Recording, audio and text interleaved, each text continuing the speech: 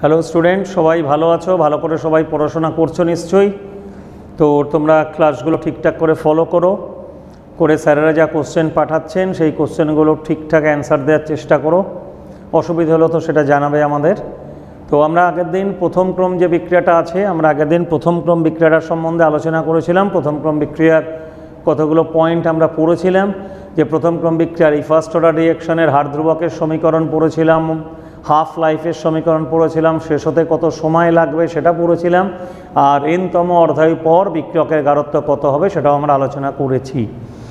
তো এই যে আমরা এইগুলো করলাম, এরপর দেখো যে তোমাকে বলল যে প্রথম ক্রম বিক্রিয়ায় বিক্রিয়কের কত অংশ অবশিষ্ট থাকবে।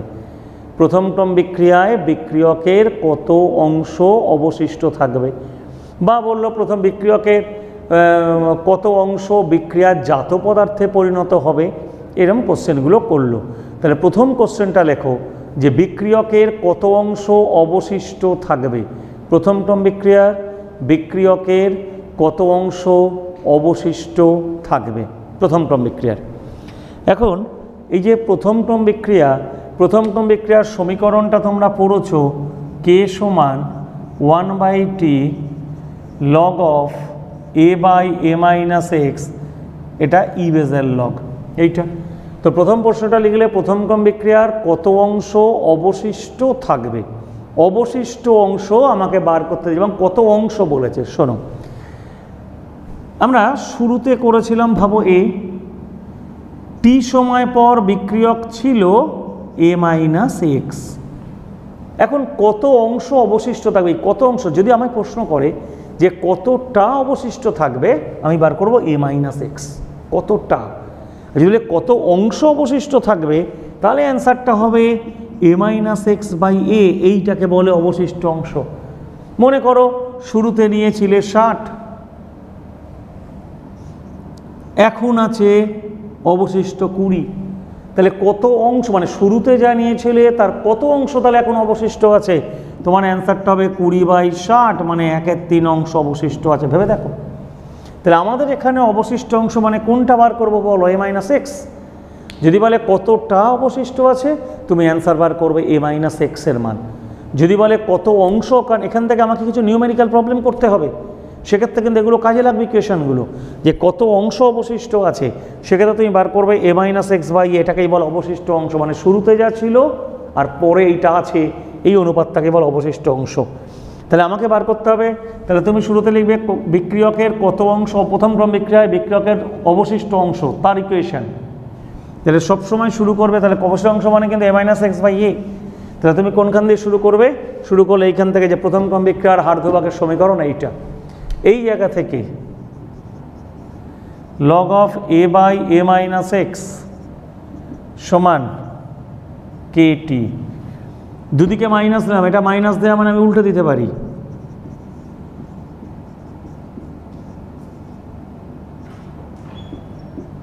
Minus k t. তাহলে বার করতে হবে a minus x by a সমান e to the power minus k t. দেখো তো এটাই অবশিষ্ট অংশের ফর্মুলা কিনা। a minus x by a এটাকেই বলে অবশিষ্ট অংশ, এর মান e to the power minus k t. তাহলে অবশিষ্ট অংশ যদি তোমাকে বার করতে হয়, তাহলে তোমাকে দুটো জিনিস লাগবে, একটা হচ্ছে রেট কনস্ট্যান্ট লাগবে, একটা হচ্ছে টাইম লাগবে। আর একটা বলে রাখি, রেট কনস্ট্যান্ট তুমি যে কাকে বার করবে, মিনিট বা সেকেন্ড যে কাকে হবে, মিনিট মাইনাস ওয়ান বা সেকেন্ড মাইনাস ওয়ান যাই হোক না কেন, এটা প্রথম ক্রম বিক্রিয়ায় টাইমটা হচ্ছে, যদি এটা মিনিটে বার করো তাহলে টাইমটা মিনিটে নেবে, যদি এটা সেকেন্ডে বার করো টাইমটা সেকেন্ডে নেবে। এখানে নিউমেরিক্যাল প্রবলেম কিন্তু এখান থেকে আমাকে করতে হবে। বলে দিল অর্ধায়ু এত, 40 মিনিট বার বা 1 ঘন্টা পর কত অংশ অবশিষ্ট থাকবে, এটা মান বার করো। তাহলে সেক্ষেত্রে কিন্তু ইকুয়েশন তোমায় করতে হবে a minus x by a সমান e to the power minus k t, equation দিয়ে তোমায় করতে হবে। তাহলে প্রথম ক্রম বিক্রিয়ার কত অংশ অবশিষ্ট থাকবে, অবশিষ্ট অংশ এইটা সমান e to the power minus k t, এটা কিন্তু তোমায় তাহলে বার করতে হবে। ঠিক আছে? আচ্ছা, এবার তুমি কোশ্চেন করতে পারো যে এই যে প্রথম ক্রম বিক্রিয়ার এত অংশ অবশিষ্ট থাকবে, এবার বললো প্রথম ক্রম বিক্রিয়ার কত অংশ বিক্রিয়াজাত পদার্থে পরিণত হবে। এটা বললো তোমাকে যে প্রথম ক্রম বিক্রিয়ার কত অংশ বিক্রিয়াজাত পদার্থে পরিণত হবে। এই যে কত অংশ বিক্রিয়াজাত পদার্থে পরিণত হবে সেটা মানে কোনটা চিন্তা করো, টি সময় বিক্রিয়কের গাঢ়ত্ব এক্স পরিমাণ হ্রাস পায়, তার মানে এক্সটাই কিন্তু তাহলে বিক্রিয়কের গাঢ়ত্ব এক্স কমে গেল মানে সে এক্সটা কিসে রূপান্তরিত হলো, বিক্রিয়াজাত পদার্থে রূপান্তরিত হলো। তাহলে কত অংশ বিক্রিয়াজাত পদার্থে, বিক্রিয়কের কত অংশ বিক্রিয়াজাত পদার্থে পরিণত হয়েছে, তাহলে তোমাকে বার করতে হবে কোন মানটা, তোমাকে বার করতে হবে এক্স বাই এ, এইটাই হচ্ছে বিক্রিয়কের কত অংশ বিক্রিয়াজাত পদার্থে পরিণত হয়েছে। শুরুতে বিক্রিয়ক নিয়েছিল এ, এই এর থেকে বিক্রিয়াজাত পদার্থে পরিণত হয়েছিল টি সময় এক্স পরিমাণ বিক্রিয়াজাত থাকলো এ মাইনাস এক্স, কিন্তু বিক্রিয়াজাত পদার্থে পরিণত হয়েছে ওর থেকে এক্স। তাহলে যদি এক্স বিক্রিয়াজাত পদার্থে পরিণত হয়, যদি বলে কত অংশ, যদি বলে কতটা বিক্রিয়ক বিক্রিয়াজাত পদার্থে পরিণত হচ্ছে, আমি বলবো এক্স। যদি বলে কত অংশ বিক্রিয়কের কত অংশ বিক্রিয়াজাত পদার্থে পরিণত হয়েছে, তাহলে তোমাকে বার করতে হবে এক্স বাই এ। তাহলে এইখান থেকে আমাকে, তাহলে এইটা কি বললাম, বিক্রিয়কের কত অংশ অবশিষ্ট আছে। এবার যদি তোমাকে আর একটা কথা বলি, কতটা অবশিষ্ট আছে, তুমি শুধু এ মাইনাস এক্স বার করো, এখানে চলে যাবে এ মাইনাস এক্স। যদি তোমাকে প্রশ্ন করে কত অংশ, শতকরা কত অংশ অবশিষ্ট থাকবে, তখন এই যে a minus x by a মান e to the power minus k t যে মান বেরোবে তার সঙ্গে তুমি 100 গুণ করে দেবে। কারণ বলে যে শতকরা কত অংশ, এই যখনই শতকরা বললো তুমি 100 গুণ করে দেবে, এটা হচ্ছে কত অংশ আছে, শতকরা বললে তুমি এটা 100 করতে হবে। এবার তোমাকে প্রশ্ন করেছে যে কত অংশ অবশিষ্ট থাকবে এইটা, আর কত অংশ বিক্রিয়াজাত পদার্থে পরিণত হবে বিক্রিয়ক, আসলে বার করতে হবে এক্স বাই এ। তাহলে এই ইকুয়েশন থেকে আমাকে এক্স বাই এটাকে কিন্তু বার করতে হবে। তাহলে এক্স বাই এটা কী করে বার করো, তুমি যা আগের বার করেছিলে সেখান থেকে এই পর্যন্ত করে নিলে। এইবার এটাকে যদি দুটো ভাগে ভাগ করো, বলো এ বাই এ মানে 1 মাইনাস এক্স বাই এ সমান e to the power minus k t. তো এটা আমি মুছে দিচ্ছি। তাহলে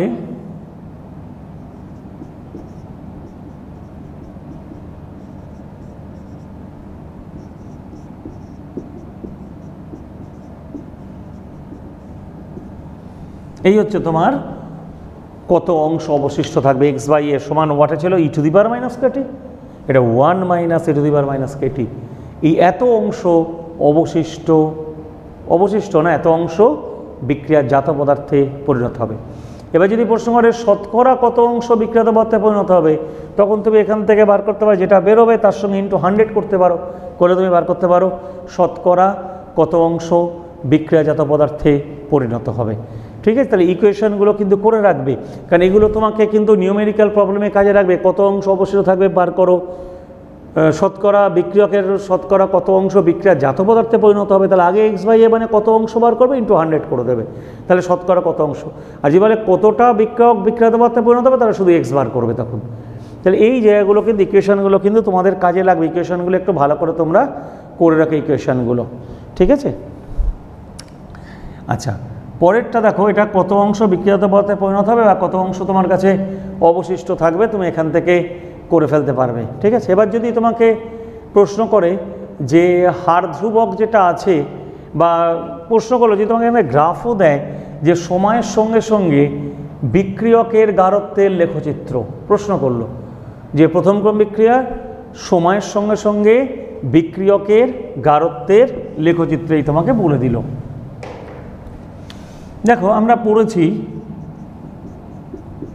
এই মূল ইকুয়েশন যেন ভুলো না কেউ, এবং এটা যখন লিখবে পরীক্ষার সময় কিন্তু এই টার্মগুলো বলে দিতে হবে। এখান থেকে আমরা একেবারে করে দিচ্ছি, এখান থেকে আমরা পেয়েছিলাম log of A minus x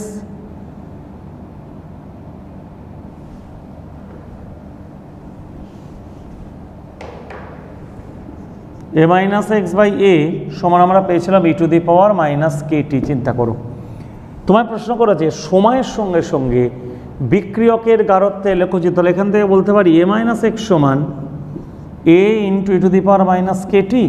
যদি বলে কতটা বিক্রিয়ক অবশিষ্ট থাকবে, এইটা সেই বিক্রিয়ক অবশিষ্ট। এবার বলছে সময়ের সঙ্গে বিক্রিয়কের গাঢ়ত্বের লেখচিত্র, তাহলে বলো সময়ের সঙ্গে বিক্রিয়কের গাঢ়ত্বের লেখচিত্র মানে কি, এই e to the power minus k t আর এইটা, এই টি আর এ মাইনাস এক্স লেখচিত্র।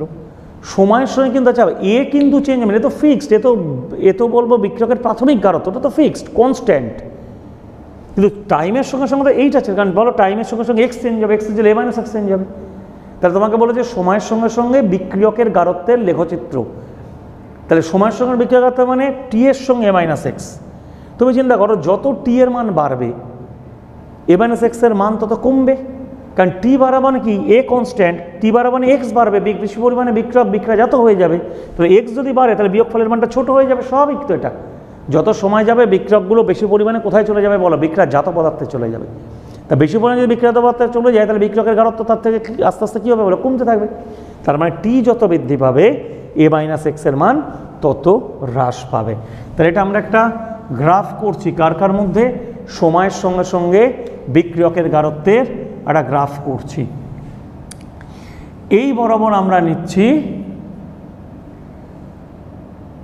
সময় টি, আর এই বরাবর আমরা নিচ্ছি বিক্রিয়কের গারত্ব। আমি লিখে রাখছি এ মাইনাস এক্স, আমি এখানে ধরেছি তাই আমি এটা লিখে রাখছি গারত্ব।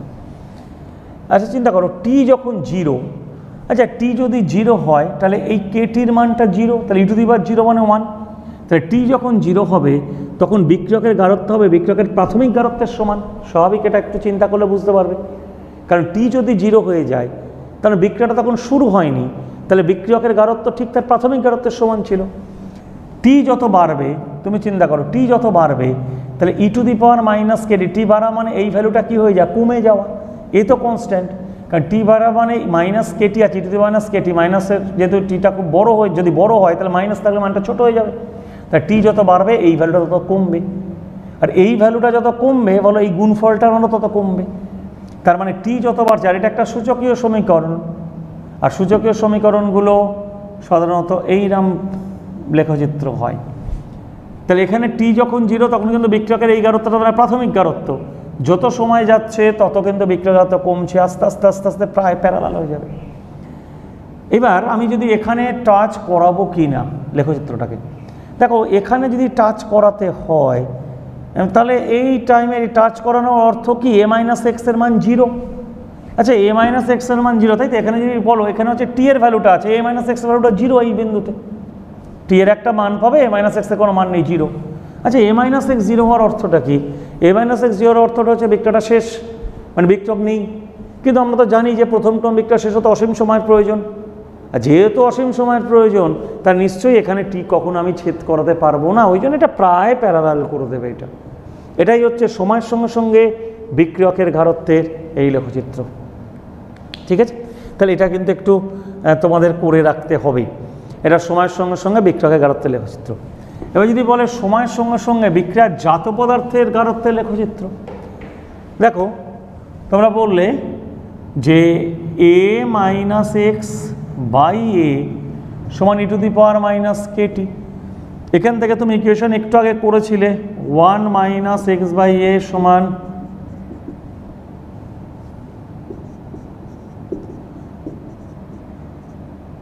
এই আমরা করেছিলাম।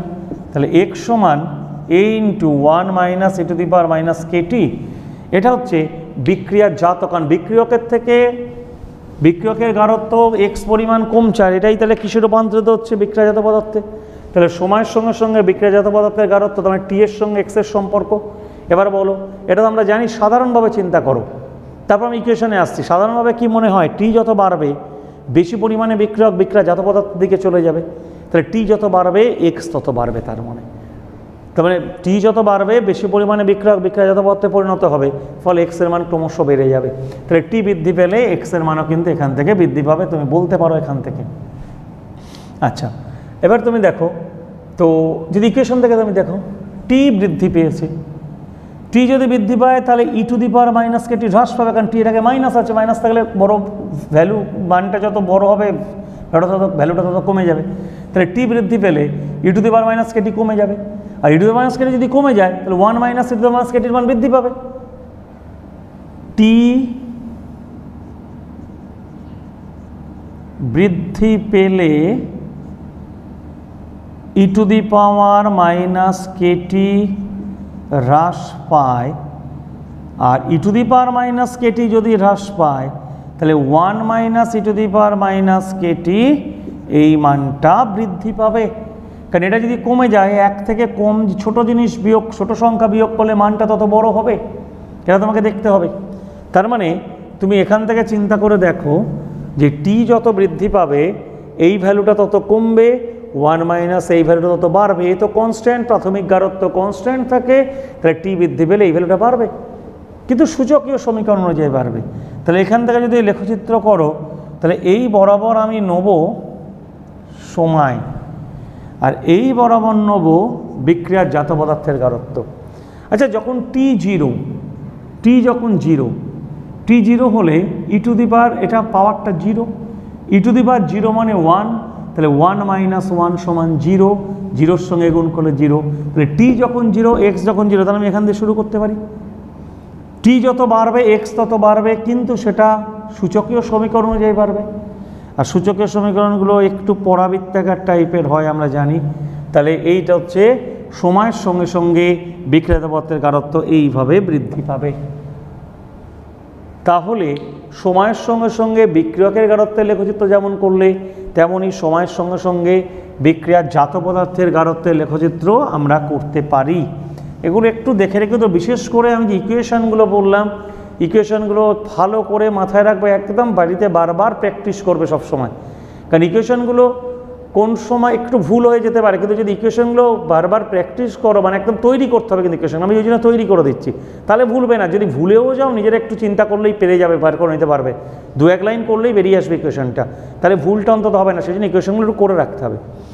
আচ্ছা, এবার যদি বলে যে প্রথম ক্রম বিক্রিয়ার এই হার ধ্রুবকের ভৌত তাৎপর্য, মানে হার ধ্রুবক বলতে আমরা কী বুঝি, আমি হার ধ্রুবকের সংজ্ঞা বলেছিলাম, আর হার ধ্রুবকের মিনিংটা কি সেটা একটু দেখো। ধরো যদি প্রথম ক্রম বিক্রিয়া লিখে আমি সাধারণভাবে লিখতে পারি, এটা হচ্ছে টি সময় পরের যদি গারত্ব হয় বিক্রিয়কের সমান কে ইন্টু এ। এই এ মানে আমি যেটা এ মাইনাস এক্স বলছি, আমি ধরে নিলাম এটা এ মানে বিক্রিয়কের গারত্ব, প্রথম ক্রম বিক্রিয়া। শূন্যক্রম হলে পরে 0 বসাতাম, এটা প্রথম ক্রম বিক্রিয়া। যে প্রথম ক্রম বিক্রিয়ায় বিক্রিয়কের হার সমীকরণ, মানে বিক্রিয়াটার হার সমীকরণ হচ্ছে এইটা, মাইনাস ডিএ বাই ডিটি সমান কে ইন্টু এ, এটা হার সমীকরণ। এখান থেকে বলতে পারি minus d A by A into 1 by d t সমান কে। এবার এই মাইনাস ডিএ বাই এ মানেটা কি? আচ্ছা চিন্তা করো, বিক্রিয়কের গারত্ব এ, এরপরে আমরা যখন শূন্যক্রমে আলোচনা করেছিলাম ব্যাপারটা একই, যে ডিটি সময় বিক্রিয়কের গারত্ব ডিএ পরিমাণ কমেছে, ডিটি সময় ডিএ পরিমাণ কমে। তাহলে এই যে যখন বিক্রিয়কের গারত্ব এ ছিল, শুরুতে এ 0 ছিল, টি সময় পর এলো এ, তাহলে যখন বিক্রিয়কের গারত্ব এ, তারপর ডিটি সময় ডিএ পরিমাণ কমেছে, তাহলে বিক্রিয়কের গারত্ব এতটা কমেছে, যখন তার গারত্ব, বিক্রিয়কের গারত্ব কত থেকে এতটা কমেছে না, এত ছিল তারপর এতটা কমেছে, তাহলে এত থেকে এত কমেছে। তাহলে ডিএ বাই এ, এই রাশিটাকে আমি বলতে পারি ডিএ মানে বিক্রিয়কের গারত্ব, এই গারত্বের সাপেক্ষে হ্রাস পেয়েছে এতটা। তাহলে এই অংশটাকে বলতে পারি বিক্রিয়কের যত অংশ বিক্রিয়ার জাত পদার্থে পরিণত হচ্ছে, বা বলতে পারি বিক্রিয়কের গারত্ব যত অংশ হ্রাস পাচ্ছে, বা এটাকে বলতে পারি এই ডিটির সময় বিক্রিয়কের গারত্ব এতটা কমেছে মানে এটা বিক্রিয়াজাত পদার্থে পরিণত হয়েছে। তাহলে এই রাশিটাকে বলতে মাইনাস মানে বিক্রিয়কের গারত্ব কমে যাচ্ছে।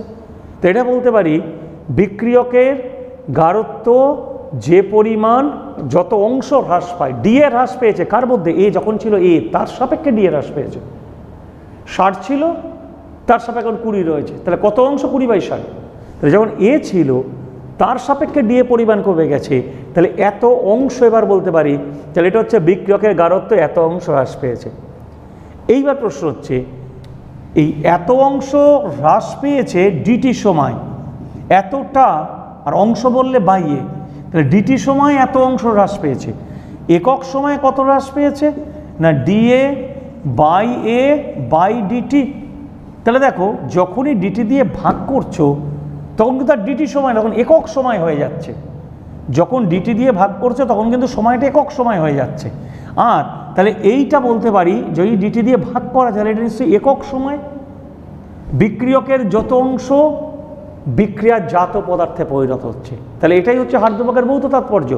এটা মানে বলতে পারো বিক্রিয়কের যত অংশ বিক্রিয়া জাত পদার্থে পরিণত হয়েছে। বা বিক্রিয়কের গাঢ়ত্ব যে যত অংশ হ্রাস পেয়েছে না বলে বিক্রিয়কের যত অংশ বিক্রিয়ত পদার্থে পরিণত হয়েছে। কত সময়? ডিটি সময় বলবে না, কারণ ডিটি সময় এত অংশ হয়েছে, বাই ডিটি করা আছে তো, ডিটিটা নিচে আছে তো, তারপরে কত সময় হলো এটা, তার মানে একক সময় হচ্ছে এটা। তাহলে কের ভৌত তাৎপর্য হচ্ছে একক সময় বিক্রিয়কের যত অংশ বা যত ভগ্নাংশ বিক্রিয়াজাত পদার্থে পরিণত হয় সেটাকেই বলে কে। কি বললাম? একক সময় বিক্রিয়কের যত অংশ বিক্রিয়াজাত পদার্থে পরিণত হয় তাকেই বলা হয় কে। এইবার বলল কে সমান 0.01 সেকেন্ড টু দি পাওয়ার -1। তাহলে বলতে পারো 1 সেকেন্ড সময় বিক্রিয়কের এত অংশ বিক্রিয়াজাত পদার্থে পরিণত হয়েছে। বলেছিলাম একক সময় বিক্রিয়কের যত অংশ বিক্রিয়াজাত পদার্থে পরিণত, এটা মানে যত অংশ বিক্রিয়কের যত অংশ পার ইউনিট টাইম একক সময়, কারণ ডিটি দিয়ে ভাগ করা আছে। যে ডিটি সময় হতো তাহলে তো ডিটি এখানে আসতো না, ডিটি সময় এতটা কমেছে, তাহলে একক সময় কতটা কমেছে? এত বাই ডিটি। তো এবার যদি বলে কে সমান 0.01 সেকেন্ড -1, তাহলে এখান থেকে তুমি কি বুঝবে? 1 সেকেন্ড সময় বিক্রিয়কের গাঢ়ত্বের এত অংশ বিক্রিয়াজাত পদার্থে পরিণত হয়েছে। বা যদি এটাকে শতকরা লিখতে যায় 0.01 × 100 যেন 1, তাহলে একক সময় বা একক বলবো না, পার সেকেন্ডে আছে, বা যদি মিনিটে থাকতো 1 মিনিট বলতাম, সেকেন্ড আছে 1 সেকেন্ড, তাহলে 1 সেকেন্ড সময় বিক্রিয়কের 1% বিক্রিয়াজাত পদার্থে পরিণত হয়েছে। তাহলে বিক্রিয়কের যত অংশ বিক্রিয়কের এত অংশ বিক্রিয়াজাত পদার্থে পরিণত হয়েছে বা বিক্রিয়কের 1% বিক্রিয়াজাত পদার্থে পরিণত হয়েছে, এইটাকে বোঝানো হয় কে। এখন এইটা ভালো করে দেখে রাখো, কে তাৎপর্য আর এই এত বলতে আমরা কি বুঝি এটা দেখে রাখতে হবে। এরপর দুটো গ্রাফ করতে হবে। প্রথম গ্রাফটা লেখো, এরপর log of a/a - x 10 বেজের ভার্সেস সময়, এই দুটোর মধ্যে লেখচিত্র। তাহলে log of a - x log of a/a - x versus t, এই দুটোর মধ্যে লেখচিত্র। তাহলে এই দুটোর মধ্যে লেখচিত্র করতে হয়, তাহলে আমাকে প্রথম ক্রম সমীকরণটা ঠিক করতে হবে। 10 বেজের দেওয়া রয়েছে,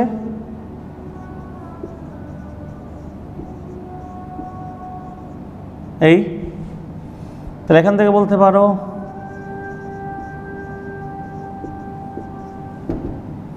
তার মানে কে টি বাই 2.303। তো এখান থেকে যদি আমি এই টিটাকে একটু আলাদা করে লিখি যে কে বাই 2.303 ইন্টু টি। দেখো এই যে সমীকরণটা লিখলে log of a/a - x সমান k/a ইন্টু টি, বলো তো এই সমীকরণটা কোন সমীকরণ অনুরূপ? y = mx, ভেবে দেখো এই সমীকরণটা y = mx এই সমীকরণ অনুরূপ। তাহলে যদি এই সমীকরণ অনুরূপ হয়, তুমি যদি এবার গ্রাফ করো, চিন্তা করো x অক্ষ বরাবর t এর মান দেবে, t এর মান, আর এই y অক্ষ বরাবর দেবে log of a/a - x 10 বেজের, এইটা হচ্ছে y অক্ষ বরাবর, এই যে y এইটা। আচ্ছা এবার এটা দেখো নতির মানটা বেরিয়েছে এইটা, তাহলে এটা মূলবিন্দুগামী সরলরেখার সমীকরণ, তাহলে এটা মূলবিন্দুগামী সরলরেখার সমীকরণ। আর এখানে নতির মানটা হবে কত? k/2.303। সেই আগের মতন এই নতির মানগুলো দেখে তুমি তাহলে সেই হাত ধ্রুবকের মান বার করতে পারবে। সেই এখানে দুটো বিন্দু নিতে বলেছিলাম, তাহলে এইটাকে বলবো dy, লম্ব টেনেছি, এটাকে বলবো dx, আর নতি মানেই হচ্ছে dy/dx। তাহলে লেখচিত্র থেকে dy/dx বার করে কে, তাহলে এখানে নতির মান k/2.303। নতির মানটা ভালো করে এখান থেকে ইকুয়েশন থেকে প্র্যাকটিস করবে, নাহলে কিন্তু গন্ডগোল হবে, কারণ কোথায় প্লাস বা কোথায় মাইনাস এই প্রবলেমগুলো চলে আসবে। ইকুয়েশন ভালো করে জানো তাহলে আর এই প্রবলেমগুলো আসবে না, কিন্তু ইকুয়েশনে যদি কোনো প্রবলেম থাকে তাহলে কিন্তু মুশকিল হয়ে যাবে, কারণ এখান থেকেও নিউমেরিক্যাল প্রবলেম ছোট ছোট হতে পারে। যে তোমাকে বলে দিল নতির মান এত, বললো এই লেখচিত্রে নতির মান এত হলে হার ধ্রুবকের মান বার করা, নতির মানটা তোমায় বলে দিলে তুমি এখান থেকে হার ধ্রুবক এর মান বার করতে পারবে। তাহলে এই লেখচিত্রে নতির মান হলো k/2.303। আচ্ছা আর একটা তোমাকে লেখচিত্র করতে হবে। তাহলে এই লেখচিত্রগুলো করা হয় কেন? এই লেখচিত্র করা হয় এই হার ধ্রুবকের মান নির্ণয় করার জন্য লেখচিত্রগুলো করা হয়। আরেকটা কিছু তোমায় করতে হবে, log of a minus x versus T base হচ্ছে 10, log of a minus x versus টি যার বেস হচ্ছে 10। আচ্ছা শুরু করি আমরা, ওই ওখান থেকে শুরু করি, log of a by a minus x সমান kt, একটু আগে লিখেছিলে, এখান থেকে শুরু করছি।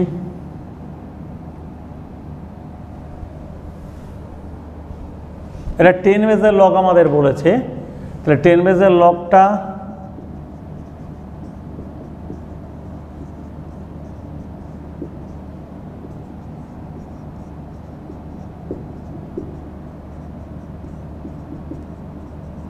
এইটা, দুদিকে মাইনাস নিয়ে নিলাম,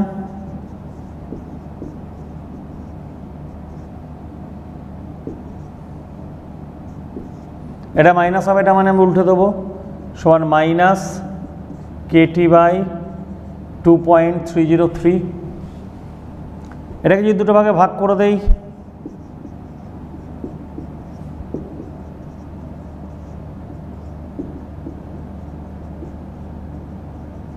এই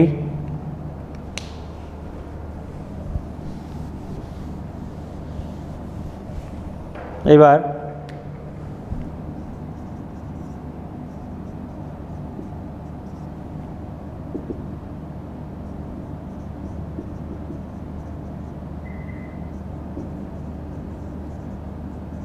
দেখো, তাহলে log of a minus x সমান minus k by 2.303 plus log ই।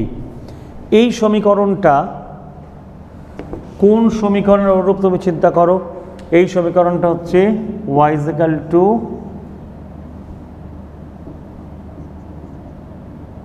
টি আছে এখানে, কেটি ছিল, তাহলে y is equal to mx plus C. তো এটা বলতে পারো ছেদিতাংশের সমীকরণ। এক্স অক্ষ বরাবর কার মান নিতে বলেছে যে টি সময়, আর ওয়াই অক্ষ বরাবর হচ্ছে log of A minus x y অক্ষ বরাবর। এখন নতির মানটা ছেদিতাংশ, এটা ছেদিতাংশ যদি হয় ওয়াই অক্ষকে বিন্দু ছেদ করেছে ছেদিতাংশ, নতির মানটা নেগেটিভ আছে, তার মানে এটা নিচের দিকে আসবে। তাহলে যদি নিচের দিকে আসে তাহলে বল এখানে নতির মানটা কত, এম সমান মাইনাস কে বাই 2.303। তাহলে এর আগের বার যেটা করেছিলে ভাবো, এর আগের বার কিন্তু করেছিলে a by a minus x versus t, সেক্ষেত্রে কিন্তু নতির মানটা এসে গিয়েছিল কত, প্লাস কে বাই 2.303, আর এক্ষেত্রে কিন্তু মানটা হলো মাইনাস এইটা। তাহলে এটাই হচ্ছে প্রবলেম, কোথায় প্লাস কোথায় মাইনাস, এইগুলো তো আর মুখস্থ করে রাখা সম্ভব না, তোমাকে কিন্তু এই ইকুয়েশনগুলো করে তারপর তোমাকে কিন্তু এই কাজগুলো করতে হবে। তো প্রথম ক্রম যে বিক্রিয়া আছে, প্রথম ক্রম বিক্রিয়ার হার ধ্রুবকের যে সমীকরণ আছে, সমীকরণ থেকে আমরা এই যে কাজগুলো বললাম এই কাজগুলোকে কিন্তু আমরা করতে পারি প্রথম ক্রম বিক্রিয়ার ক্ষেত্রে। এর পরেরটা হচ্ছে ছদ্ম প্রথম ক্রম বিক্রিয়া, সিউডো ফার্স্ট অর্ডার রিয়াকশান। ছদ্ম প্রথম ক্রম বিক্রিয়া বা pseudo first order reaction. Pseudo first order reaction হচ্ছে যে এমন কিছু বিক্রিয়া আছে যেখানে একাধিক বিক্রিয়ক বিক্রিয়ায় অংশগ্রহণ করে, কিন্তু বিক্রিয়ার হার তাদের মধ্যে একটি বিক্রিয়কের গাঢ়ত্বের উপর নির্ভর করে, এবং যার গাঢ়ত্বের উপর নির্ভর করে তার সাপেক্ষে বিক্রিয়াটি প্রথম ক্রমের হয়, তাই তাকে বলে ছদ্ম প্রথম ক্রম বিক্রিয়া। যেমন সুক্রোজের আর্দ্র বিশ্লেষণ, C12 H22 O11, এই জল, তাহলে হলো C6 H12O6 plus C6 H12O6, একটা গ্লুকোজ, এটা ফ্রুক্টোজ, আর এটাকে বলে সুক্রোজ। তাহলে বিক্রিয়ার হার সমান K ইন্টু, এই হচ্ছে বিক্রিয়ার হার হওয়া উচিত। এখন দেখা যায় যে এই আর্দ্র বিশ্লেষণ করতে গেলে না জল প্রচুর লাগে, তাহলে জল প্রচুর লাগে মানে জলের গাঢ়ত্ব প্রচুর বেশি। আর মনে রাখবে যে বিক্রিয়কের গাঢ়ত্ব আর একজনের সাপেক্ষে খুব বেশি, তার গাঢ়ত্ব সামান্য চেঞ্জ হলেও বিক্রিয়ার হারের বিশেষ পরিবর্তন হয় না, তার গাঢ়ত্বটা এতটাই বেশি, সামান্য পরিমাণে সেই পদার্থটা মেশালে বা তুলে নিলে তার গাঢ়ত্বের বিশেষ পরিবর্তন হয় না। তাহলে এখান থেকে একটা সিদ্ধান্ত করো যে দুটো বিক্রিয়কের মধ্যে একটা বিক্রিয়কের গাঢ়ত্ব যদি খুব বেশি হয়, তার সাপেক্ষে বিক্রিয়ার হারের বিশেষ কোনো পরিবর্তন হয় না, তাহলে এখানে জলের গাঢ়ত্ব খুব বেশি হওয়ার জন্য এখানে জলের গাঢ়ত্বের উপর বিক্রিয়ার হার নর্মালি আর নির্ভর করবে না। তাহলে জলের গাঢ়ত্ব নির্ভর করবে শুধুমাত্র কার গাঢ়ত্বের ওপর বলো? শুধুমাত্র সুক্রোজের গাঢ়ত্বের উপর নির্ভর করবে। এবং সুক্রোজের গাঢ়ত্বের এক ঘাতের সঙ্গে বিক্রিয়ার হার পরীক্ষা করে দেখা যায় সমানুপাতিক, তাই এটাকে বলে ছদ্ম। দেখো একাধিক বিক্রিয়ক অংশগ্রহণ করেছে, কিন্তু বিক্রিয়ার হার নির্ভর করছে কিন্তু শুধুমাত্র একজনের গাঢ়ত্বের ওপর, কার না? সুক্রোজের গাঢ়ত্বের ওপর। যে জলের গাঢ়ত্ব যেহেতু খুব বেশি, সেই জন্য জলের গাঢ়ত্বের ওপর বিক্রিয়ার হার আর নির্ভর করে না। তাহলে একাধিক বিক্রিয়ক যদি থাকে তাদের মধ্যে যে বিক্রিয়কের গাঢ়ত্ব একজনের সাপেক্ষে যদি অনেক বেশি হয়, নর্মালি তার সাপেক্ষে আর বিক্রিয়ার হার নির্ভর করে না, কারণ তার পরিমাণ সামান্য বাড়ালে বা কমালেও তার গাঢ়ত্বের বিশেষ পরিবর্তন হয় না, তাই হারও নির্ভর করে না। তাহলে একাধিক বিক্রিয়ক অংশগ্রহণ করে, কিন্তু বিক্রিয়ার হার তাদের মধ্যে একটা বিক্রিয়কের গাঢ়ত্বের উপর, এটা হচ্ছে অ্যাসিড মাধ্যমে, অ্যাসিড মাধ্যমে, তাই এটাকে বলে ছদ্ম প্রথম ক্রম বিক্রিয়া। একাধিক বিক্রিয়ক অংশগ্রহণ করেছে, কিন্তু বিক্রিয়ার হার তাদের মধ্যে একটা বিক্রিয়কের গাঢ়ত্বের উপর নির্ভর করেছে। কিন্তু যদি এটাকে তুমি ক্ষারীয় মাধ্যমে করো, তাহলে লক্ষ্য করা যায় যে বিক্রিয়ার হার সুক্রোজের গাঢ়ত্বের উপরও নির্ভর করে, আবার OH মাইনাসের গাঢ়ত্বে ক্ষারের গাঢ়ত্বের উপর নির্ভর করে। এইটা হয়ে যায় কিন্তু দ্বিতীয় ক্রমের বিক্রিয়া। তাহলে এটা একটা খুব ভালো কোশ্চেন যে সুক্রোজের আদ্র বিশ্লেষণ অ্যাসিড মাধ্যমে হচ্ছে প্রথম ক্রমের বিক্রিয়া, অথচ এটা ক্ষারীয় মাধ্যমে দ্বিতীয় ক্রমের বিক্রিয়া কেন? তা তুমি বলবে ক্ষারীয় মাধ্যমে বিক্রিয়ার হারটা সুক্রোজের গাঢ়ত্বের উপর নির্ভর করে। আবার পরীক্ষা, এটা তো পরীক্ষালব্ধ ফল, ক্রম সবসময় পরীক্ষালব্ধ ফল, দেখে বলা সম্ভব না, তোমাকে মনে রাখতে হবে। তাহলে সুক্রোজের গাঢ়ত্বের উপর নির্ভর করে, আবার এই যে OH মাইনাস যে ক্ষারটা দিয়েছো, এই ক্ষারটার গাঢ়ত্বের উপরও নির্ভর করে। সেই জন্য অ্যাসিড মাধ্যমে শুধুমাত্র সুক্রোজের গাঢ়ত্বের উপর নির্ভর করে, আর ক্ষারীয় মাধ্যমে সুক্রোজের গাঢ়ত্বের উপর নির্ভর করে, OH মাইনাসের গাঢ়ত্বের উপরও নির্ভর করে। সেই জন্য ক্ষারীয় মাধ্যমে সুক্রোজের আদ্র বিশ্লেষণকে বলে এটা একটা দ্বিতীয় ক্রমের বিক্রিয়া, আর আম্লিক মাধ্যমে এটাকে বলবে ছদ্ম প্রথম ক্রমের বিক্রিয়া। তাহলে কাকে বলে ছদ্ম প্রথম ক্রমের বিক্রিয়া? যে বিক্রিয়ায় একাধিক বিক্রিয়ক অংশগ্রহণ করে, কিন্তু বিক্রিয়ার হার তাদের মধ্যে একটি বিক্রিয়কের গাঢ়ত্বের উপরও নির্ভর করে, যে এর গাঢ়ত্বের উপর নির্ভর করে, আগেরবার এর উপর করে না বলেছিলাম, এবং যার গাঢ়ত্বের উপর নির্ভর করে তার সাপেক্ষে বিক্রিয়াটি প্রথম ক্রমের হয়ে যায়। এই বিক্রিয়াকে বলা হয় ছদ্ম প্রথম ক্রমের বিক্রিয়া।